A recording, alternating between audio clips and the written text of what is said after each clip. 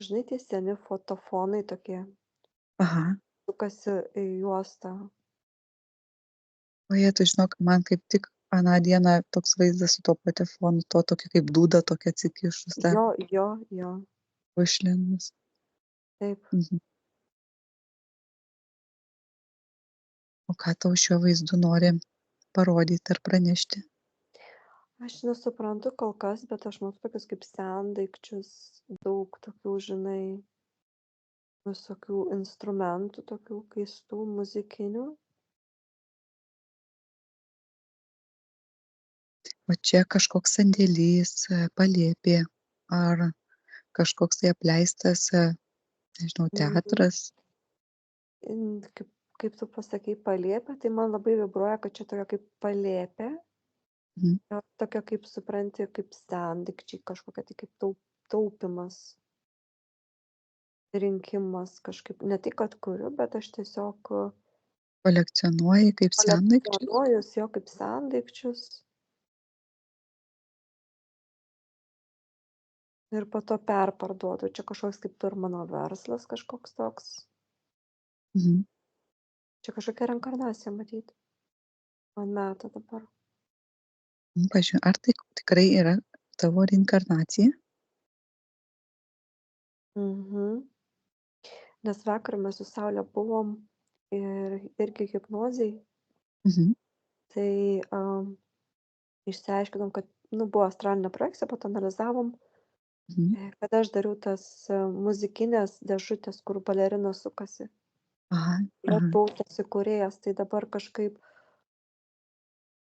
atrodo, kad aš tuos sendaikčius kaip ir renku, kolekcionuoju, bet taip pat kažkaip ir idėjas kažkokius brėžinius brėžiu, kažką vat rašau.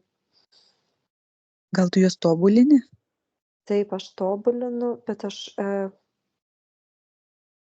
perdarau, kažkaip pertvarkau.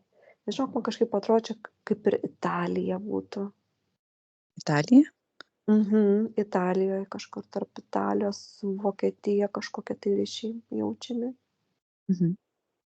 Kažkaip tais eksportuojami tie daiktai. Ir va tas dėžutes aš kuriu, tas va grynai grojančias, Aha.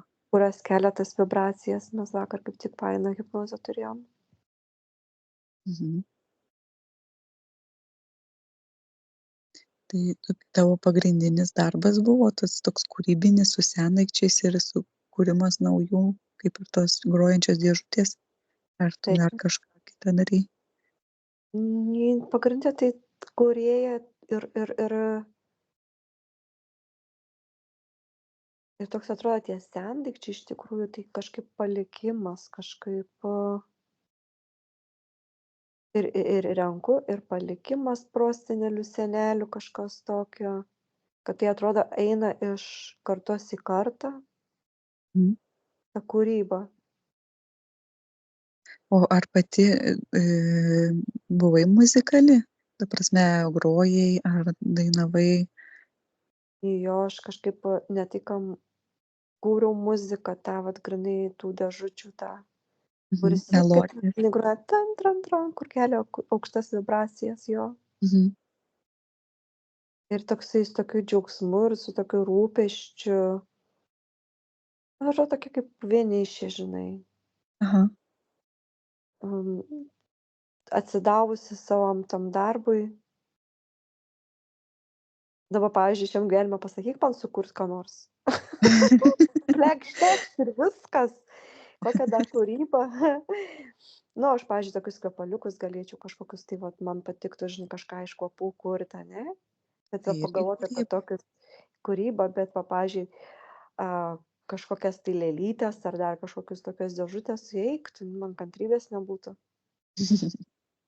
O čia toksai atsidavimas visai kiekvienai smulkmenai, a, Kruopštus toksai. kruopštumas ir tų natų supranti tas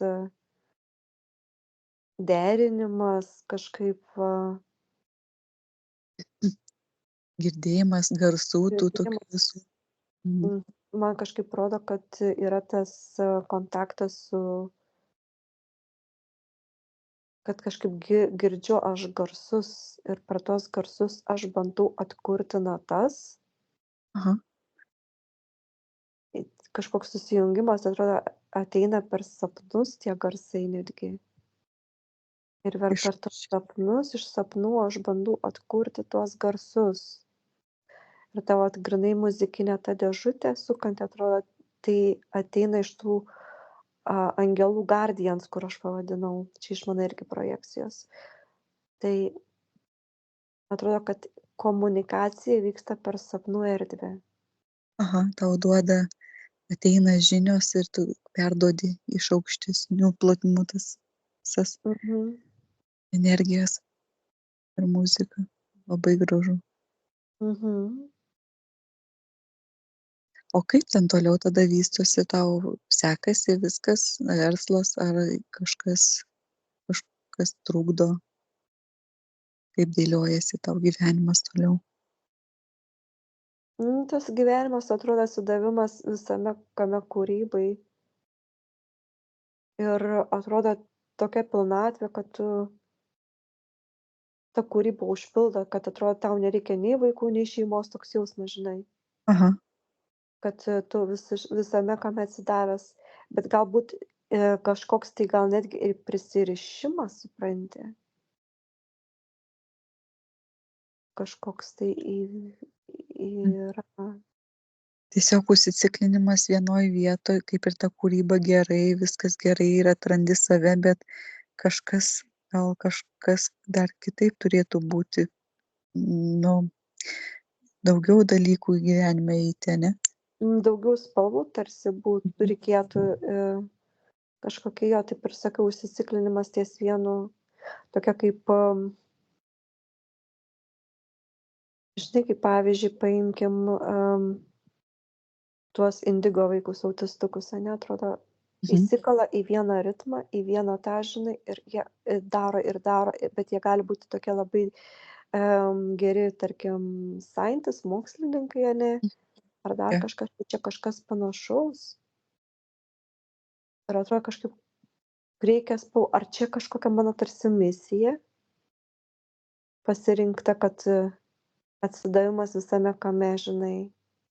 Bet aš iš tos reinkarnacijos nematau, kad kažkas čia blogo, aš neužčiuopiu, žinok. Aha. O tai tada kodėl tavo pasąmonė atvedė būtent į šitą vaizdą? Ką tau reikėtų suprasti iš Turbūt šitos, aš norėjau pažiūrėt, supranti, ai, ką nors ką aš gražaus? norėjau. Ne, nes man buvo tokia mintis, kad aš, va, sakau, Saulei, aš kūriau tas dėžutes, būtų iš tikrųjų įdomu pažiūrėti tą reinkarnaciją. Nu, tai va dabar ir Mhm. parodė man, kad čia viskas kaip ir okei. Tiesiog kūriau, žinai, nieko Aha, tokio čia tai blogo nematau, viskas okei. bet tai o turėjai su kuo bendradarbiavai, kažkokių pameistrių, padėjėjų, ar viską viena darei? Buvo pagalbininkų, bandau kažkaip kaip su vaikais. Vaikai labai mėgo mane. A, tai vat su vaikais irgi labai Jo, iš jo, tikrųjų jo. gražu. Taip, aš su vaikais bendravau ir kažkaip mokinau juos, kaip tą amatą atlikti, žinai. Tai Mhm. dėl to aš toj projekcijoj ir mačiau vaikus. Kai aš ten atsidūriau tokiam pastate ir ten buvo vaikai, tai va, čia ir yra tas rebusas, kad aš su vaikais juos mokinau to amato. Aš kaip mokytojas, kaip meistras, va, žinai. Nes vis tiek vaikai, jų vibracijos kitos, jie tokie dar naivūs, tokie atviri viskam, su Mhm. jais lengva, o jau kai suaugę žmonės, jau jie vis tiek tokie, nu jau programų daugiau turi, konservatyvesni, o jie viskam atviri. Jo, Vai- man toks jausmas, kad aš pati kaip ten, nu, matau save kažkur apie 30 metų jaunuolį, ane, Mhm, bet aš pati tokias kaip jaunuolis esu tokia kaip vaikas, supranti. mhm. Dar tokios nesugadintos sielos, kaip jūs Jo, sakot. jo, nesugadinta tyra siela, supranti. Mhm, Atsidavimas tam darbui ir mokymui. Ir vat sakau, ateina vaikai, kurie susidomėję, jie, žinai, irgi vat stebi ir aš ten mokinu. kaip ką sukurt, kaip ką sukonstruot. Ir jie va tokie su šypsena, tokie, žinai, laimingi. Mhm. Tai va, aš sukūriau, žinai, kažką, vat, kažkas atnešė drugelį, žinai, kažkokia, vat, sakau, tokia kūryba. Aha. Medinį drugelį parodė, išdrožtą, ten kažkokia muzikėlė įdiegta, kažkaip, vat. Ta Tai kad pradžia, žinai.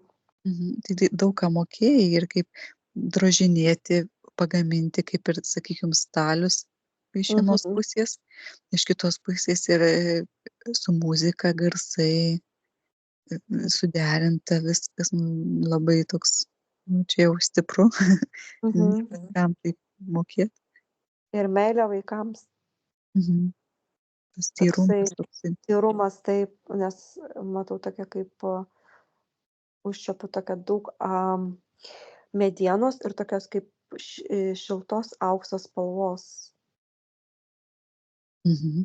Švelni, jo, kaip gintaras, ane, tai ta Jo, mediena tokia šilumą skleidė, tokia šilta vibracija nuo jos eina mhm. ir dar garsai prasideda, tai išvis.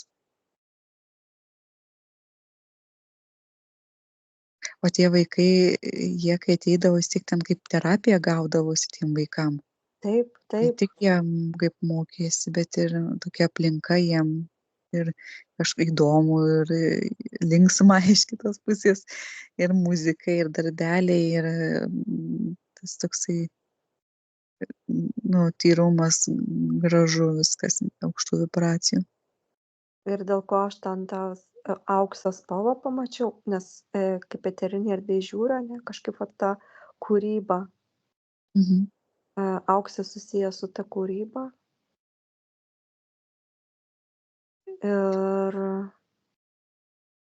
O čia gal tuo pačiu aktyvuodavai tas čakras, kur už kūrybą atsakingas. mhm. Ir kaip keista, va, pavyzdžiui, dabar sulyginus, ane, Mhm. kaip minėjau, vat, galėčiau kurti ten, tarkim, kvepaliukus ar ten visokius modžio maišelius, ten burtai maišelyje, žinai, ten dėl apsaugos ir visus tokius jau smulkesnius. Aha. Ir ta technologija, man patinka, žinai, per technologiją kažką kurti. Mhm. O tu turėjai Pasikeičius. Mhm. o tu turėjai kažkokią reinkarnaciją, kurioje kūrei irgi su kvapais kažkas susiję būtų? Kvepalai, aliejai, aromatai, kažkas su kvapų, su kvapais susijęs, Aš, kurį. žinok, pamačiau labai įdomų tokį vaizdą, žinai, tokią pamačiau arbatinuką. Mhm. Ir ten tokios kaip tas arbatinukas baltas tokiom gėlytėm ružavom. Mhm. Ir aš tokia kaip kinietė, žinok, pilu Aha. arbatą. Ir aš kažką darau su arbata. Vat kažkas su žolelėm. O čia kaip gydymo tikslais, ritualai kažkokie gydomieji Arbatos ritualai ateina atsakymas kažkokie tai. arbata. O Tai gal bet žiūrėk, ne. tie kainiečiai iš tikrųjų jie susiję labai daug su tais, su tom žolelėm, taigi Jo. būna tie gydomieji dalykai, ane? Nors aš ten Mhm. pas juos net nesikreipiu, bet kiek, pavyzdžiui, žmonių esu girdėjus, kad kai kurias ligas būtent per tų kiniečių tas žolelės išsigydė yra. Jo, Kinija labai ant šitų, ant gamtos eina, vat, per gamtą, vibracijas, muziką. O kaip tu Mhm. pati atrodė, kai arbatas tas darei, ar tiesiog kaip gyduolė, ar ten kaip būdavo geišos tos vat moterys irgi ten darydavo tas arbatas, tos pilsi Geišos, vyram. geišos, pasakei, geišos? Aha, jo. Man labai panašu, žinok, kad kaip geiša, nes aš labai atrodau tokia kaip poniutė skrybėlė, žinai, tokia suknelė, tokios Mhm. pirštinės baltos, labai jau taip šakarnai atrodo, žinai, turtingai. Ir tas Mhm. arbatas, kažkaip daug žinių ir tas arbatas aš ten kažkaip rūšiuoju, jas džiovinu ir po to pateikiu ir taip labai skaniai kvepia, tas aromatas tiesiog per skrandį eina toks, žinok. Tokia Nes jos, energija, tokia šiluma. nes jos labai išsilavinusios būdavo geišos, kaip man atrodo, žinau. Taip, jos daug ką žinojo ir šokį, daug ir prie meno, ir etiketas, nu, jos, galiu pasakyti, tikra kaip dama, žinai. Mhm. Yra kažkas panašaus. Labai disciplinuota, labai disciplina jaučiasi. Bet viskas per kūrybą irgi eina. Strateguota, viskas suruošta, suplanuota. Ir tas vat arbatos ritualai kažkaip vat tokie labai O, ypatingi, žinok, kažkokie tai. o pati žoleles rinkdavai, ar kažkas atnešdavo? Rinkdavau žolelės, žinok, matau. Yra laukai ir aš jas kažkaip rinkdavau. Gamtos daug, žinok, kiek žalumos, visokių įvairiausių žolelių, plotai, žinok. Mhm. Ten jos savaime augdavo, ar būdavo kaip žolelių tokie sodai specialūs? Įvairiai, žinok, bet man ką dabar tokį vaizdą užfiksavau, kad aš rinkau iš grynai lauko. Ne tik, Mhm. kad auginamos, bet grynai lauko. Ir mane kažkaip mokino kažkokia sena moteris, kaip atskirti tas žoleles, Aha. ką kiekviena žolelė reiškia, kokias funkcijas atlieka, perduoda, žinai, kaip ir mano mokytoja, kažkokia tokia senolė, kuri auklėja būtent, kad Kaip motinėlės tos būna, kur mhm. Taip, būna. kad kaip geiša, išaugčiau tokia kaip dama aukštuomenės. O tai tie ritualai su žolelėm ten išmokindavo daug paslapčių turbūt, ar ne? Ne tik, kad išgydyt, bet ir dar kažkokie vis tiek ir būna sėkmiai, dar kažkam ten apsisaugot ir panašiai. Ar čia tik tai gydymo tikslais mokino? Nu, net nusikosėt užsimaniau, čia iš tikrųjų, kaip man rodo, e, įvairiem tikslam, ne vien tiktais gydymui, Mhm.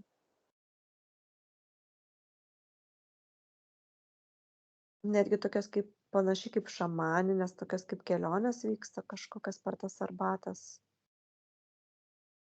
Jis tokia ezoterika savotiška Jo, vykdavo. savotiška ezoterika.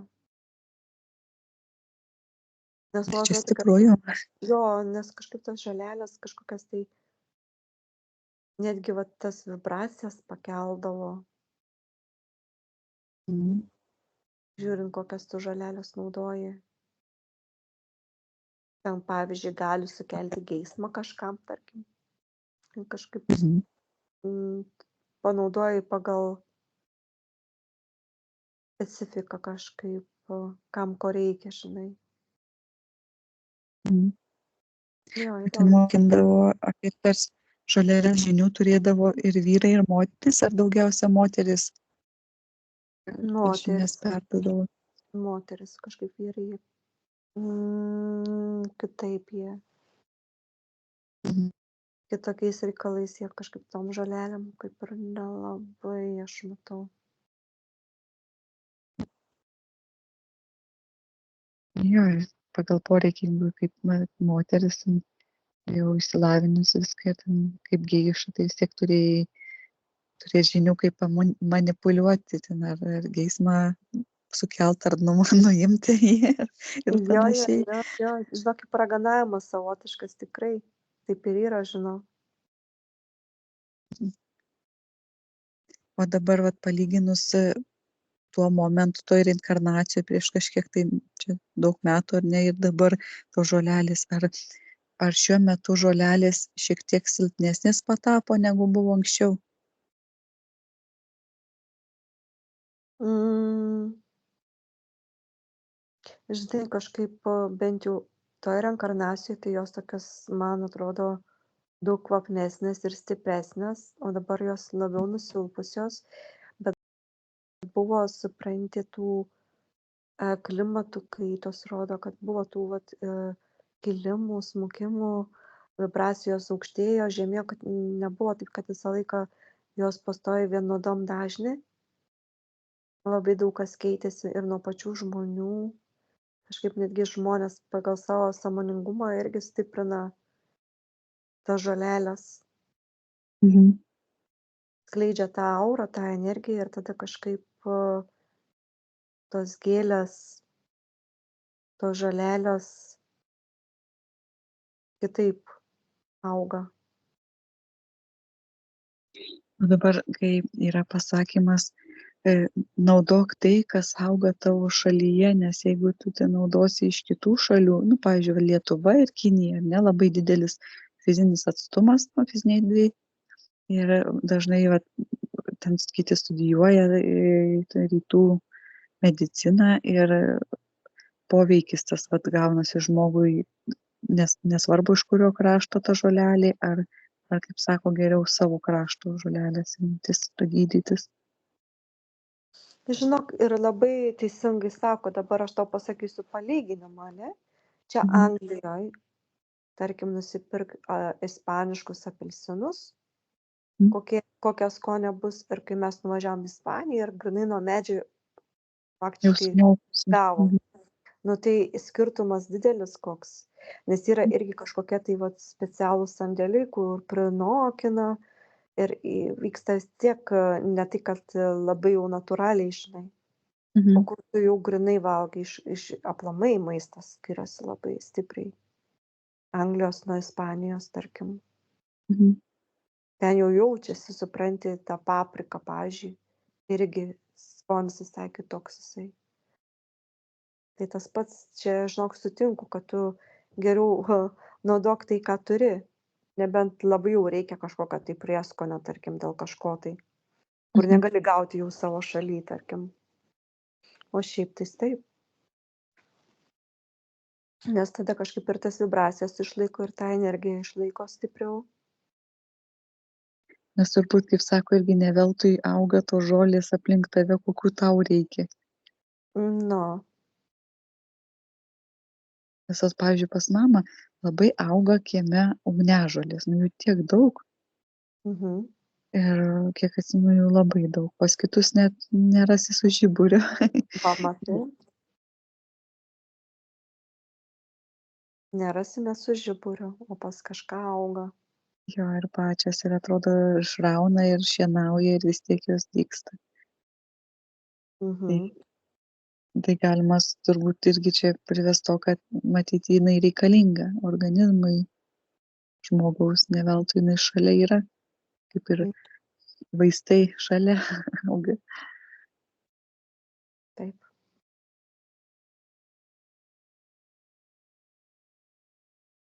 O dar kokią su kūryba ir inkarnacija gal atsivers tau, ką dar darei, nes buvo kaip ir gamyba šitų dėžučių muzikinių ir muzika, kartu garsai, žolelės.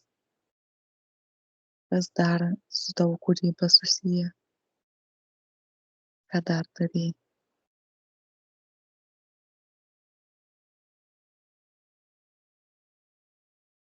Nežinau, kažkaip kaip ir nebeina informacija, ką dar dariau. Tu man kažkoks, žinai, koks vaizdas iššoko, kažkokia kaip upė ir kaip tie, nežinau, kaip luotai, neluotai, kanoja, kaip laivai, laiveliai upėj plaukia. Mm.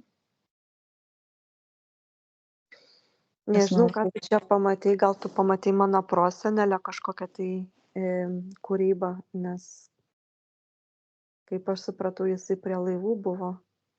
Nu, geras. Mhm.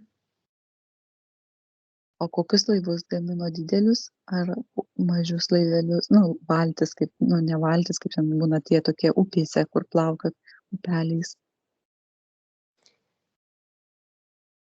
Jis iš tikrųjų buvo, žinai, tas žvejys. Mhm. Ir man toks dabar kai tu pasakei, kažkaip aš matau laivelius tokius, kaip drožinėdavo, kaip vaikams irgi kažkas susiję, Mhm. mažučius tokius gamindavo. Čia žiūrėk vėl su vaikais susiję. Jo, pas mane kažkaip pastaruoju metu labai vaikai lenda, nežinau. Paklausėm pasąmonės, kodėl tau vis rodo vaizdus susijusius su vaikais. Vaikystė kažkaip atrodo, kad Ar tau reikia į vaikystės kažkokį momentą sugrįžti? aš Kažką atkišti? susijungiu su savo vidiniu vaiku ir kai tu susijungi su vidiniu vaiku, galbūt kažkaip kažkokie prisiminimai ateina.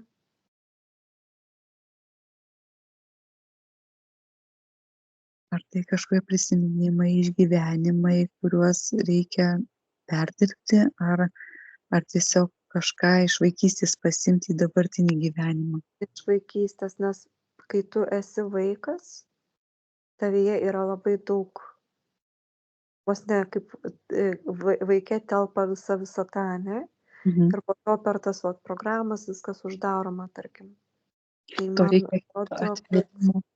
Mhm.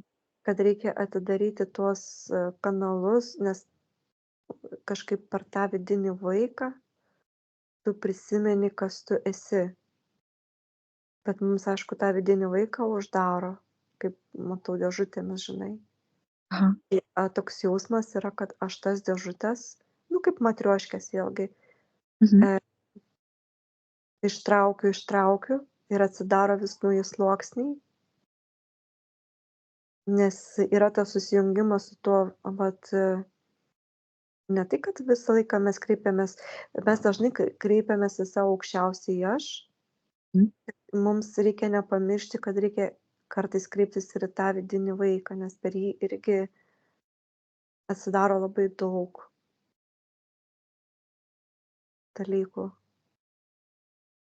Jo, nes nuo vaiko ir prasideda augimas, vaikas auga, galimybės ateina didesnės, tai reikia, kad nuo to pirmo sluoksnio iki viršutinio visi kanalai būtų atviri.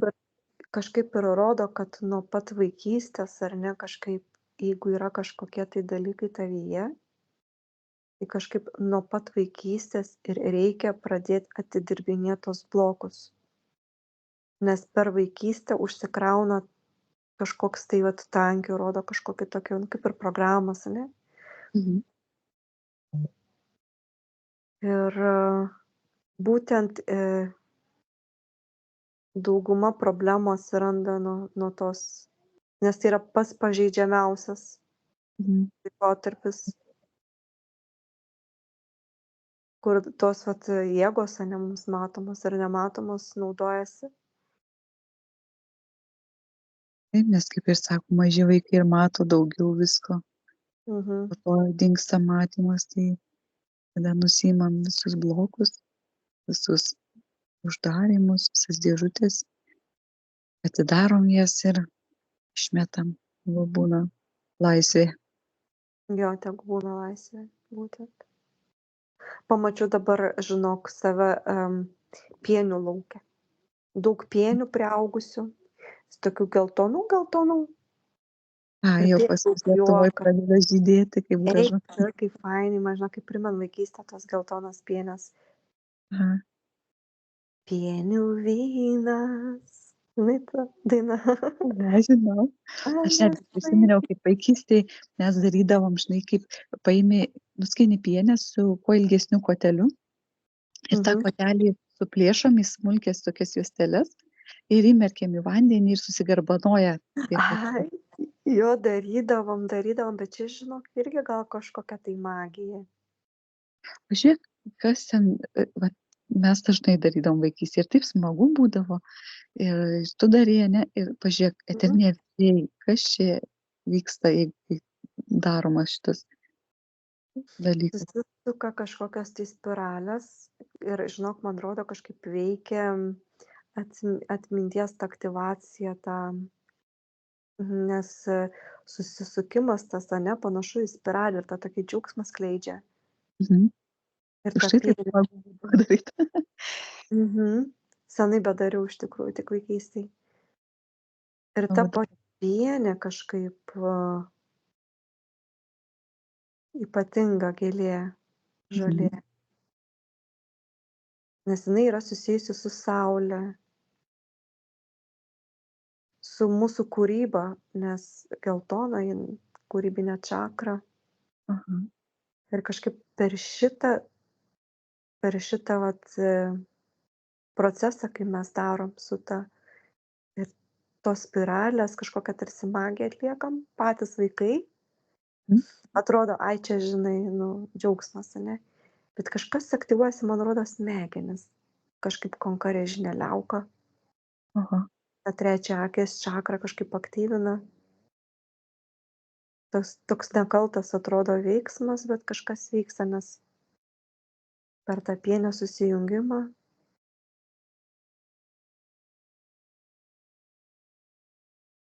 Čia su aktyvuojasi.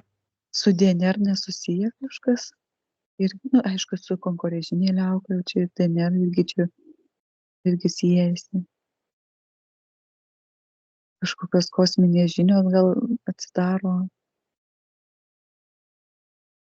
Atmintis grįžta, man kažkokia, atrodo, vidinė sielos atmintis. Mhm, Čia daugiau su sielos atmintim. Ta saulė tarsi apšviečia tavo kūrybą, mhm. tos pienės. Toks jausmas, kad dabar kvapą net suuodžiu. Jo, ir kai po to tos pienės, žiūrėk, iš tikrųjų, kiek yra tos magijos su tom pienėm. Skaityk, po to jos kaip peržydi, ane, ir atsiranda tie balti pūkeliai. Mhm. Ir tada tu sugalvoji norą ir išpūti tuos pūkelius. Manau, kad tu irgi tai darydavai, ne? Jo, Daug jo, jo, vaikų darydavo. tai turbūt darė tą. Tai čia irgi, sakau, pienė tai labai magiška gėlė. Mhm. Jo, jinai ypatinga tikrai, jinai netgi atvaizduoja, kaip ten sako, ciklus kažkokius tai kosminius, ar ne? Mhm. Man kažkaip su saulė labai į saulę rodo. Mhm. Kažkokia jungtis su saulės planeta.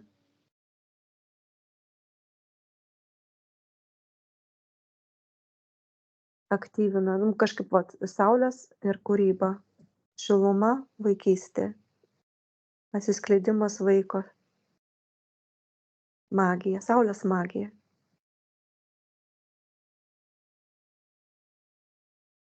Ir aktyviausia turbūt ta visa magija, nu, jos, aišku, žydi, va dabar prasideda žydėjimas, čia Mhm. balandžio galas, birželio pradžia, tai čia vos ne kaip atidaro kažkokį portalą prieimą prie viso, su tų, prie saulės, prie atminties, per tą laiką žmogus gali susiaktyvinti daug ką. Taip. Kūryba ypatingai eina. Mm. Štai pavasarį atrodo, norisi kažką daryti, lėkt, toks polėkis toksai Mhm. instinktas. O jau vat ruduo jau taip, žinai, tik tai nuleidi rankytes Ir poilsiui. toksai paleidimas. Man visi iš tikrųjų metų laikai yra gražūs. Mhm. Visi turi savo Jo, kažkokį gražu, bet va tas toksai vidinis pojūtis skiriasi. Vien- labai. Mm. Kažkaip mes prie tų gamtos ciklų labai irgi prisitaikom. Gamta labai labai veikia mus. Tiek mes gamtą, tiek gamta mus yra ryšys. O su tom pienėm, žinai, dar ką rodo, šitą aktyvina, kaip sako, mūsų žarnynas yra antros smegenys, ane? Aha, Tai kažkaip vat ta pienių kava irgi kažkaip gerai. Aš pienių kaip tik vat turiu pienių kavą užsisakius. mhm. Jinai kartoka, aišku, bet priduoda daug energijos ir detoksas irgi vyksta savotiškas. Ir dabar dar daug kur esu skaičius, girdėjusi, kad reikia valgyti pienės, pienių galvutės. Aš irgi čia vieną dieną gal kokias 4 suvalgiau. Eik tu, geras, skanu. Nu, ką žinau, pripranti ir nieko.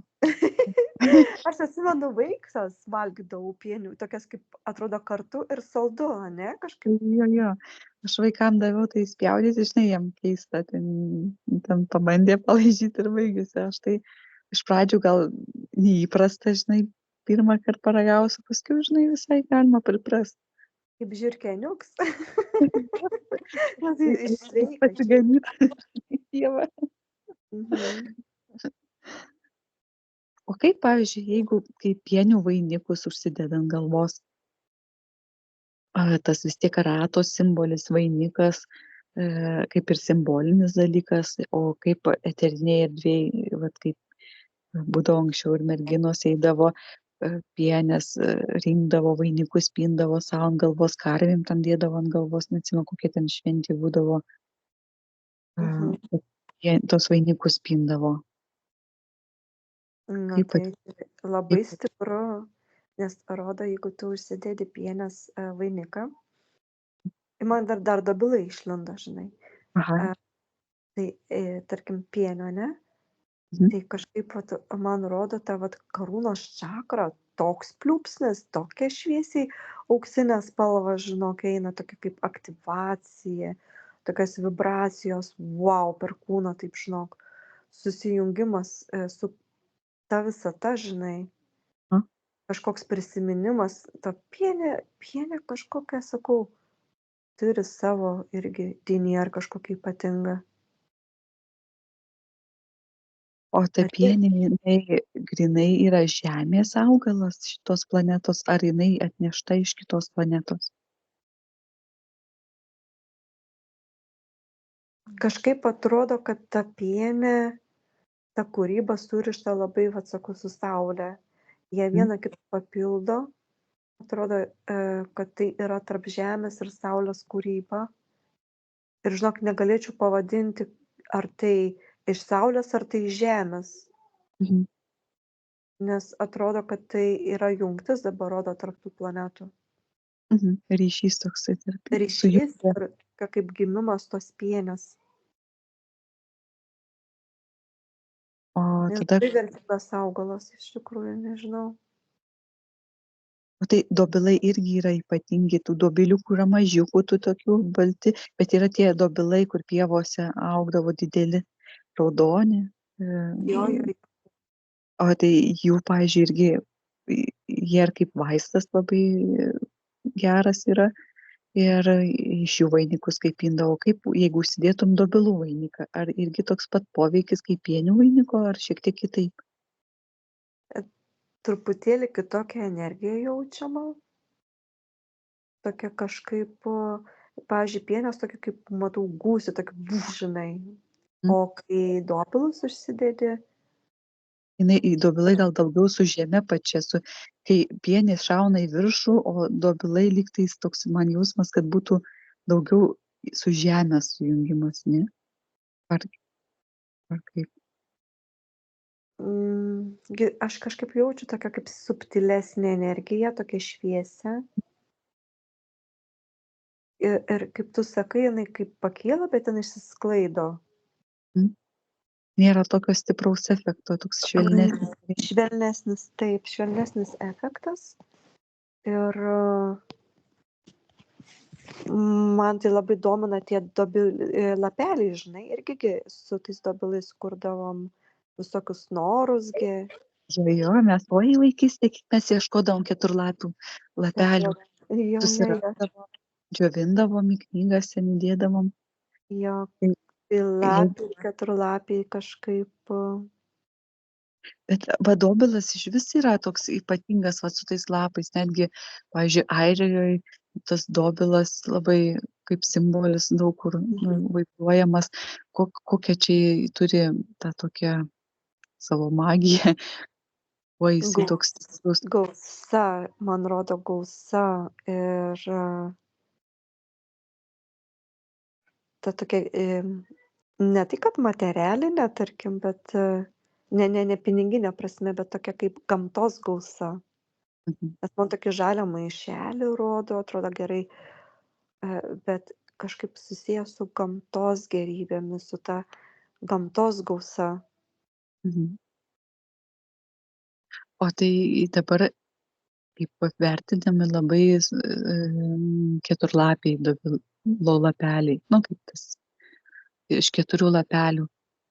Kuo jis toks ypatingesnis? Ar jis tokių magiškų savybių daugiau turi? Nes būdavo sakydavo, oi, jau keturlapį dobilą rasti, tai oho, čia jau. 4 lapeliai, žiūrėk, 4 tarsi stichijos - Aha, vanduo, oras, ugnis ir žemė.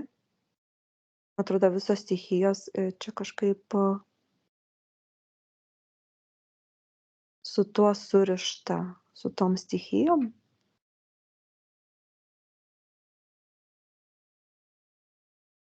Ir skaičius 4. 3 irgi neblogai, bet 4 vis tiek nugali. aha. Nors 3 palyginus magiškas skaičius, bet 4 kažkaip turi kažkokį raktą, žinok. Koks tai raktas, ką jie atskleidžia, ką jie gali atskleisti, atrakinti. Žiūrėk, 4 lapeliai, o 5 tai yra eteris. Taip? Nes aš ir pagalvoju apie eterį, galvoju, kur eteris? Ar eteris jau į žiedą išsiskleidžia? Ar Eteris yra žiedas jau. nes taip ir pagalvojau. Jo, per dobilą galima aktyvuoti tas visas stichijas. Dėl to kažkaip ir tie norai greičiau išsipildo. Bet aš ir pagalvojau, per visas stichijas, kai paimi, per visas stichijas pereina tas intencija ir išsipildo greičiau, Mhm. negu per 3. 3 turi kažkokią kitokią reikšmę. Mm. Tokia kažkaip irgi iš maginės pusės, irgi turi savo funkciją, bet jau kitaip. O dar žinai, kas man lenda ramunės.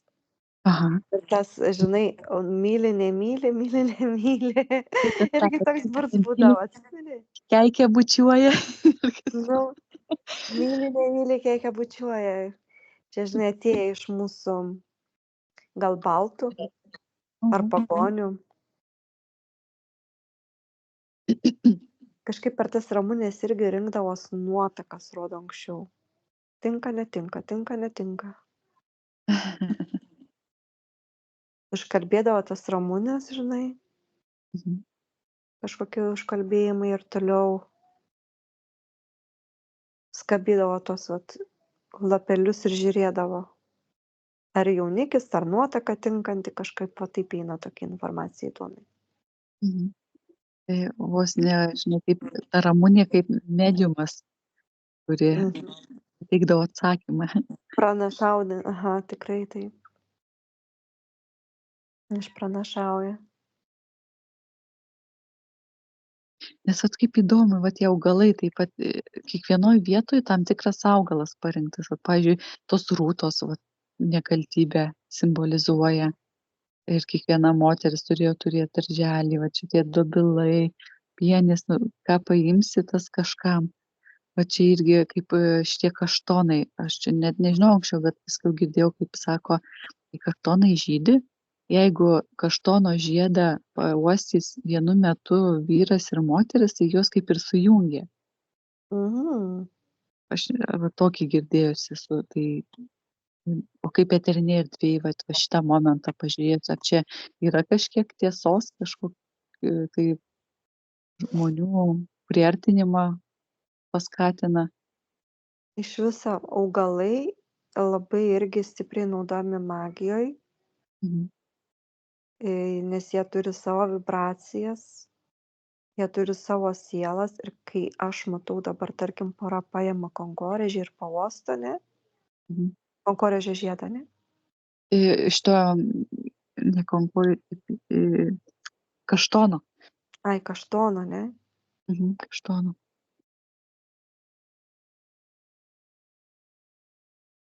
Jo, man rodo tokį kaip magnetizmą, žinau, kažkoks tai tarsi toks kaip įsižeminimas, magnetizmas jaučiamas, nes kaštonas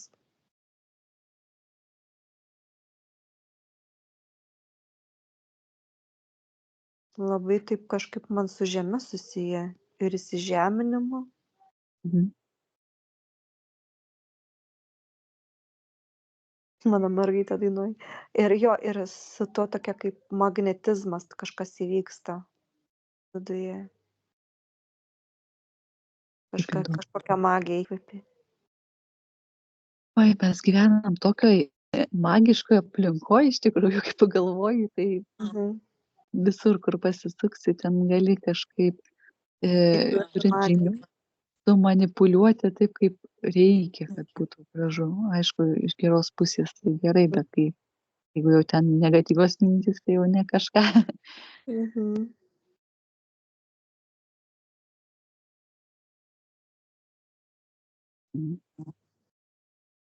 Gerai, tai tada, jeigu tos su vaikyste, kas viskas susiję, tai viskas nuo vaikystės ir prasideda, tas visi potyriai, visi tyrinėjimai, tiek augaliukų, visko ten.